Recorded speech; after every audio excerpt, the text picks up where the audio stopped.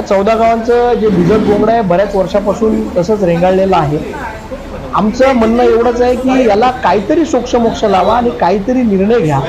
एक तर नवी मुंबई महापालिकेत घेऊन यांच्या गावांचा जे समावेश केलेला आहे त्या GRची अंमलबजावणी करा. या गावांमध्ये निधी द्या. या गावांच्या विकासाबद्दल कोणीच चर्चा करत नाही. या गावांमध्ये लोकांच्या अडीअडचणीबद्दल कोणीच चर्चा करत नाही. ही गावं घ्यायची, बाहेर ठेवायची, ही गावं घ्या, बाहेर ठेवा, स्वतःच्या फक्त पोळ्या भाजण्यासाठी लोकांचं काम चालू आहे. आम्ही विकास काम करणारे आहोत. इथे आमचे उपजिल्हा प्रमुख जे आहेत ते लोकांमधून निवडून आले होते. त्याच्यानंतर याच्या आधीचे इथले आमदार देखील आमच्याच पक्षाचे होते. याचा अर्थ इथे शिवसेनेला मानणारा वर्ग आहे आणि लोकांची भूमिका, सर्वसामान्य माणसांची भूमिका विकासाच्या दृष्टीने आहे. त्यांच्या विकास कामात आली पाहिजे. पाण्याच्या समस्या, रस्त्यांच्या समस्या असतील, त्या समस्या सुटल्या पाहिजे. या समस्यांसाठी कोणीच बोलत नाही. फक्त गावं ठेवा किंवा बाहेर काढा. मला तर कधी दिसत नाही की या गावांच्या विकासाबद्दल कोणी चर्चा केली. फक्त शिवसेनाच ही विकासाबद्दल या गावांच्या बोलते.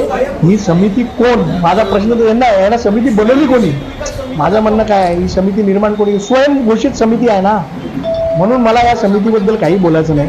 मी त्यांना किंमत देत नाही.